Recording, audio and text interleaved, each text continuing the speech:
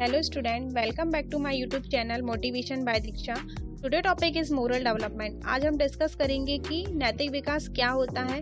इस सिद्धांत को कोहल वर्ग ने बताया है, जो कि हमारे BEd, BA, BEd, PhD, MEd and all teaching exam में पूछे जाते हैं। सो गाइस, यदि वीडियो को स्टार्ट करने से पहले जो भी हमारे वीडियो पर नए हैं तो प्लीज़ वीडियो को लाइक कर लीजिए, सब्सक्राइब कर लीजिए, जिससे आपको आने वाले हमारे हर वीडियो के नोटिफिकेशन आपको मिलते जाएंगे। तो देखते हैं, स्टार्ट करते हैं। टॉपिक जो हमारा है, फर्स्ट टॉपिक है हमारा लॉरेंस कोहल वर्ग का बैकग्राउंड। इनका क्या बैकग्राउंड है। सेकंड है मीनिंग ऑफ मोरलिटी, नैतिकता का क्या अर्थ होता है। नेक्स्ट है डेफिनेशन ऑफ मोरल डेवलपमेंट, इसकी क्या परिभाषाएं हैं नैतिक विकास की। नेक्स्ट टॉपिक है हमारा कैरेक्टरिस्टिक ऑफ मोरल डेवलपमेंट, नैतिक विकास की क्या विशेषताएं होती हैं। नेक्स्ट है कोहल वर्ग थ्योरी ऑफ मोरल डेवलपमेंट, कोहल वर्ग के क्या सिद्धांत है नैतिक विकास में। देन नेक्स्ट है कोहल वर्ग कॉग्निटिव स्ट्रक्चर मॉडल्स, मतलब कोहल वर्ग ने जो संज्ञानात्मक संरचनात्मक मॉडल कैसे प्रस्तुत किए। तो स्टार्ट करते हैं। सबसे पहले बैकग्राउंड देखते हैं। तो यह लॉरेंस कोहल वर्ग है, जिनका जन्म 25 अक्टूबर 1927 को हुआ। इनकी जो डेथ हो गई थी 19 जनवरी 1987 को हुई थी। ये अमेरिकन के मनोवैज्ञानिक हैं। इन्होंने मोरल डेवलपमेंट के बारे में बताया है कि बच्चों में जो नैतिक विकास होता है वो किस तरीके से होता है। अब हमारा जो नेक्स्ट टॉपिक होता है नैतिकता का अर्थ, मीनिंग ऑफ मोरलिटी। नैतिकता क्या होती है। तो नैतिकता को इंग्लिश में मोरल कहा जाता है, या मोरल लैटिन भाषा के मोरस शब्द से बना हुआ है, जिसका तात्पर्य होता है रीति रिवाज, लोक रीति से किया जाता है, जिसमें बच्चा सामाजिक समूह में रहकर नैतिक नियमों का पालन करता है। अब आता है नैतिक विकास के दो स्वरूप होते हैं। पहला होता है पॉजिटिव और दूसरा होता है नेगेटिव। पॉजिटिव मीन्स होता है सकारात्मक व्यवहार। तो सकारात्मक व्यवहार से हमेशा हम दूसरों को क्या कर सकते हैं, लाभ पहुंचा सकते हैं। जैसे हम दूसरों की सहायता कर सकते हैं, दूसरों के दुखों को बांट सकते हैं। और नकारात्मक मीन्स हो जाएगा जिसमें हम दूसरों को हमेशा हानि पहुंचाते हैं, उनके बारे में बुरा सोचते हैं। तो ये हो जाएगी नकारात्मक क्रियाएं हो जाती हैं। देन नेक्स्ट आता है हमारा इसकी डेफिनेशन। तो सबसे पहले देखते हैं नैतिक विकास की परिभाषाएं। फर्स्ट है हमारा सिगमंड फ्रॉइड कहते हैं कि नैतिक विकास का अर्थ व्यक्ति के व्यवहार से है, जिसमें व्यक्ति का व्यवहार अच्छा हो या बुरा हो। क्योंकि बच्चे का जब जन्म होता है तो उनमें ये नहीं देखा जाता कि उसमें मोरल डेवलपमेंट होता है या नहीं होता है। देन सेकंड है जो बी.एफ. स्किनर कहते हैं, 1904 में इन्होंने ये डेफिनेशन दी है। उन्होंने कहा है कि जब बालक का जन्म होता है, जब बच्चे का जन्म होता है, तो उसका जो मस्तिष्क रहता है वो कोरे स्लेट की तरह होता है। मतलब उसमें मोरल बिल्कुल भी नहीं रहता है कि क्या सही है और क्या गलत है। उनमें जन्मजात नैतिक संवेग नहीं होते हैं। नेक्स्ट परिभाषा है हमारी जीन पियाजे। तो जीन पियाजे कहते हैं कि बच्चों के व्यवहार में परिवर्तन को बताया है कि जैसे जैसे बच्चों का विकास होगा, जैसे जैसे बच्चों को ग्रोथ होगी, वैसे वैसे उनके व्यवहार में चेंजेस आएगा। वो मोरलिटी सीखेगा कि हमें दूसरों के साथ कैसा व्यवहार करना चाहिए और कैसा नहीं करना चाहिए। नेक्स्ट है कोहल वर्ग। तो कोहल वर्ग ने 4 से लेकर 16 वर्ष तक के बच्चों के बारे में बताया है। उन्होंने बताया है कि बच्चों में तर्क करना, विश्लेषण करना और चिंतन करना कैसे किया जा सकता है। अब जो नेक्स्ट है वो आता है हमारा नैतिक विकास की विशेषताएं, characteristic of moral development. First होता है हमारा नैतिक व्यवहार जन्मजात नहीं होते हैं। दैट मीन्स हो जाएगा कि जो बच्चों को जब जन्म होता है तो उसमें मोरल बिल्कुल भी नहीं होता है। जब बच्चा धीरे धीरे बड़ा होगा तो उसमें मोरलिटी आने लगती है।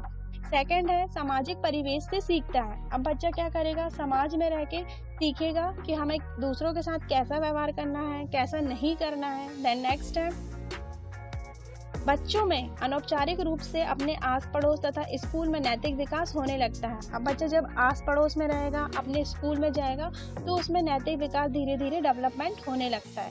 देन नेक्स्ट है जब बालक का जन्म होता है तो वह नैतिक और अनैतिक दोनों होता है, जिससे वो समाज में रहकर दोनों चीजें सीखता है कि समाज में कुछ चीजें सीखता है कि क्या अच्छा है उसके लिए और क्या बुरा है।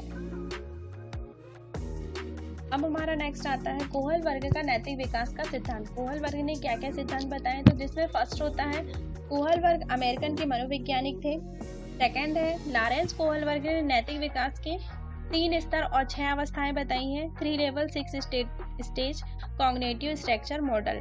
इन्होंने बताया है कि जो नैतिक विकास होते हैं उनमें 3 स्तर होते हैं और तीनों स्तर की 2-2 अवस्थाएं होती हैं, जिससे टोटल 6 अवस्थाएं होती हैं। नेक्स्ट है हमारा कोहल वर्ग कहते हैं कि जैसे जैसे बच्चों का विकास होता है उसमें नैतिकता डेवलपमेंट होती है, धीरे धीरे बच्चों में मॉरलिटी आने लगती है। इन्होंने 4 से लेकर 16 वर्ष तक के बच्चों के बारे में बताया है। नेक्स्ट है जिसमें बच्चे तर्क करना, चिंतन करना, विश्लेषण करना, इसके बारे में वो समझ सकते हैं। अब हमारा आता है नेक्स्ट कोहल वर्ग का संज्ञानात्मक संरचनात्मक मॉडल। कोहल वर्ग कॉग्निटिव स्ट्रक्चर मॉडल। तो इसके कितने स्तर होते हैं? कोहल वर्ग ने बताया है कि इसके 3 स्तर होते हैं, जिसमें फर्स्ट होता है हमारा पूर्व परंपरागत नैतिक स्तर, जिसे हम कहते हैं प्री कॉन्वेंशनल लेबल स्टेज। यह हमारी जो रहती है 4 वर्ष से लेकर 10 वर्ष तक। सेकंड जो हमारी स्तर रहते हैं वो होते हैं परंपरागत नैतिक स्तर, जिसे हम कहते हैं कॉन्वेंशनल मॉरलिटी लेवल। यह जो चलती है हमारी 10 वर्ष से लेकर 13 वर्ष तक। और थर्ड जो स्तर रहता है उत्तर, या इसे हम पश्चिम परंपरागत नैतिक स्तर भी कहते हैं। दैट मीन्स हो जाएगा पोस्ट कन्वेंशनल लेवल, जो कि हमारी चलती है 13 वर्ष से अधिक या ऊपर तक। ये तो हो गए हमारे 3 स्तर। अब इन्हीं तीनों स्तर की 2-2 अवस्थाएं होती हैं, जिसमें फर्स्ट होता है हमारा पूर्व परंपरागत में फर्स्ट है आज्ञा एवं दंड की अवस्था। सेकंड होता है अहंकार की अवस्था। तो ये हो गई पूर्व परंपरागत की अवस्थाएं 2 होती हैं। अब सेकंड आता है परंपरागत नैतिक स्तर, जिसमें 2 अवस्थाएं होती है। फर्स्ट होता है प्रशंसा की अवस्था और सेकंड होती है सामाजिक अवस्था के प्रति सम्मान की अवस्था। नेक्स्ट थर्ड है, तो थर्ड उत्तर परंपरागत नैतिक स्तर में भी 2 अवस्थाएं होती हैं। फर्स्ट है समाज के साथ संबंध। जब बच्चा धीरे धीरे बड़ा होने लगता है तो वो समाज के प्रति संबंध बनाने लगता है, अपने आस पड़ोस के एनवायरनमेंट के साथ रहने लगता है। सेकंड है सार्वभौमिक संबंध, यूनिवर्सल कैसे होना चाहिए, सभी के साथ कैसे रिश्ता रखना चाहिए, ये सारी चीजों के बारे में उसमें समझ आने लगती है। देन अब जो हमारा फर्स्ट रहता है पूर्व परंपरागत नैतिक स्तर, जिसे हम कहते हैं प्री कॉन्वेंशनल लेवल। यह जो अवस्था रहती है जो हमारी रहती है 4 वर्ष से 10 वर्ष तक। तो पूर्व नैतिक स्तर की 2 अवस्थाएं होती हैं। फर्स्ट होता है आज्ञा एवं दंड की अवस्था, जिसे हम कहते हैं stage of order and punishment. में बच्चा जो रहता है वो कम आयु का रहता है। अपरिपक्व होने के कारण बच्चा डरता है कि जो भी काम करेगा तो उसे दंड दिया जाएगा, या नहीं करेगा तो क्या किया जाएगा उसके साथ। तो इसमें बच्चा क्या करने लगता है, यदि हम बच्चों को पुरस्कार देंगे तो वो हमारी आज्ञा का पालन करेगा और अच्छा काम करता जाएगा, जिससे उसे पुरस्कार की कामना और बढ़ते जाएगी। जैसे ही वो गलत काम करता है तो हम बच्चों को क्या कर सकते हैं, दंड देने लगते हैं। तो बच्चा कार्य नहीं करता है, वो सोचता है कि अब मुझे इसमें पनिशमेंट मिलने वाली है। तो उसे ये समझ में आ जाता है कि कौन सा काम अच्छा है और कौन सा काम बुरा है। मतलब जैसे हम कोई भी काम अच्छा करेंगे तो रिजल्ट भी हमारा अच्छा रहेगा, यदि हम बुरा काम करेंगे तो हमारा जो रिजल्ट रहेगा वो भी बुरा रहेगा। तो जिसमें क्या होगा, परिवार के सदस्यों को जो भी कार्य करने के आदेश देते हैं बच्चों को, तो उसमें ये समझ में आ जाता है कि कौन सा कार्य उसे करना है और कौन सा कार्य उसे नहीं करना है। अब जो सेकंड जो अवस्थाएं रहती है हमारी अहंकार की अवस्था, जिसे हम कहते हैं स्टेज ऑफ ईगो। तो इसे हम स्वयं की आवश्यकता भी कहते हैं। इसमें बच्चा अपने स्वयं की आवश्यकता के लिए कार्य करता है। जैसे जैसे बच्चे की आयु बढ़ती है उसमें मैच्योरिटी आने लगती है, वो परिपक्व हो जाता है, उसमें समझ आ जाता है कि अब वो स्वयं के लिए कार्य करेगा। फॉर एग्जाम्पल हो जाएगा कि जैसे हमने कुछ बच्चों को बोला कि कुछ सामान लेकर आओ, तो वो हमसे बोलेगा इसके बदले में उसे क्या मिलेगा। यदि हम उसके बदले में उसे कोई गिफ्ट देते हैं तो वो उसमें क्या करने लगता है, उस कार्य को बहुत अच्छी तरीके से करने लगता है। मतलब जैसे के साथ ऐसा, टिक फॉर टैट की अवस्था भी कहा जाता है इसे हम। अब हमारा नेक्स्ट होता है सेकंड जो अवस्था रहती है परंपरागत नैतिक स्तर, जिसे हम कहते हैं कन्वेंशनल मोरलिटी लेवल। यह होती है हमारी 10 वर्ष से लेकर 13 वर्ष तक चलती है। तो परंपरागत नैतिक स्तर की 2 उप अवस्थाएं होती हैं। पहला होता है प्रशंसा की अवस्था, स्टेज ऑफ एप्रिसिएशन। एप्रिसिएशन मतलब होता है कि हम उसे और अच्छा बोल सकते हैं, गुड बॉय गुड गर्ल्स भी कह सकते हैं। यदि बच्चा कार्य कर रहा है तो और हम उसकी प्रशंसा कर सकते हैं। तो इसमें फर्स्ट है, इस अवस्था में बच्चा जो भी कार्य करता है, वो जो भी काम करेगा जिससे वो क्या करेंगे, हम उसकी प्रशंसा कर सकते हैं। सेकंड है, समाज के सदस्य उन पर भरोसा करने लगते हैं। जो भी बच्चा रहता है वो इतना अच्छा काम करने लगता है कि समाज के जो लोग हैं उन पर भरोसा करने लगते हैं। जैसे परिवार हो गया, स्कूल हो गया, पड़ोस हो, आस पड़ोस का एनवायरनमेंट हो गया, तो जिससे वो प्रशंसा के लायक काम करने लगता है। देन नेक्स्ट थर्ड है, इस अवस्था में बच्चों के चिंतन का जो स्वरूप होता है वो समाज और उसके परिवेश पर निर्धारित करता है कि उसका समाज कैसा है, वहाँ का रहन सहन कैसा है, वो इन सब चीज़ों को अच्छे से जानने लगता है। यदि वो इन सब चीज़ों में इंक्लूड होता है तो वो गुड बॉय या गुड गर्ल कहलाने लगता है। देन सेकेंड है, समाज के प्रति सम्मान की अवस्था। तो फर्स्ट है, इससे नैतिक विकास की उप अवस्था भी कहते हैं हम, जिसमें कोहल वर्ग के अनुसार बताया गया है कि बच्चा धीरे धीरे समाज के रीति रिवाजों को समझने लगता है।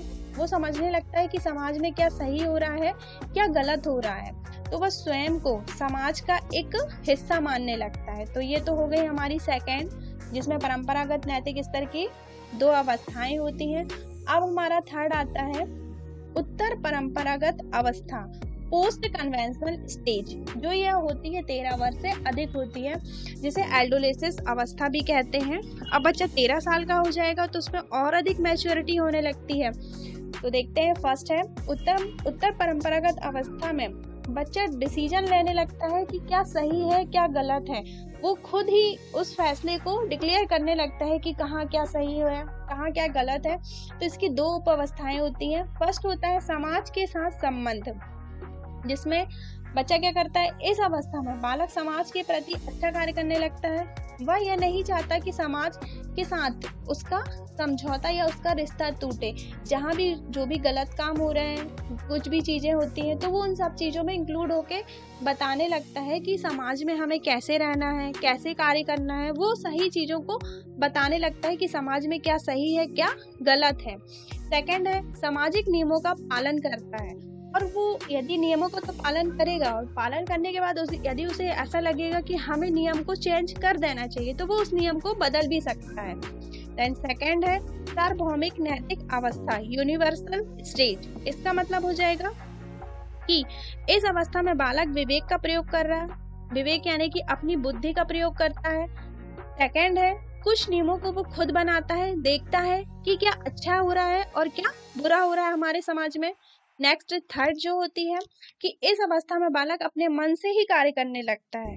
वो क्या करने लगता है कि जहाँ देखता है कि दूसरों के फायदे के लिए वो अपनी जान तक ही खेल जाता है। तो ये यूनिवर्सल यानी कि बच्चा सभी के बारे में सोचता है, सभी के बारे में जानता है, वो अपने IQ को और ज्यादा डेवलपमेंट करने लगता है। ये तो हो गई इसकी पूरी अवस्थाएं, जो मैंने आप लोगों को बता दिया है कि जो कोहल वर्ग है उन्होंने 3 स्तर बताए हैं, और सभी स्तर की 2-2 अवस्थाएं होती हैं। सभी के बारे में मैंने आपको बता दिया है। आप चाहो तो अपनी कॉपी में भी लिख सकते हो, नोट्स बना सकते हो। अब इसकी कुछ क्रिटिसिज्म यानी कि आलोचनाएं हैं। तो कोहल वर्ग ने जो आलोचनाएं दी हैं, उन्होंने लड़कियों को शामिल नहीं किया, सबसे ज्यादा उन्होंने लड़कों को शामिल किया है। जो केरल ग्लीन नामक महिला थी, जो कोहल वर्ग की स्टूडेंट थी, उन्होंने बताया है कि इन्होंने अपनी जो थ्योरी में बॉयज को ही शामिल किया, गर्ल्स को इंक्लूड नहीं किया। क्यों? क्योंकि महिलाएं जो रहती हैं वो बहुत ज़्यादा भावुक रहती हैं, इमोशनल रहती हैं, तो इन्होंने सिर्फ बॉयज को ही शामिल किया है। अपनी हाइपोथेसिस जो बताई है वो रियल नहीं है, कल्चर पर ध्यान नहीं दिया गया है। तो ये तो हो गई इनकी आलोचनाएं। सो गाइस, यदि आपको मेरा वीडियो अच्छा लगा हो तो प्लीज़ वीडियो को लाइक करिए, शेयर करिए एंड सब्सक्राइब करिए। Thanks for watching. Like, share and subscribe this video. Thank you.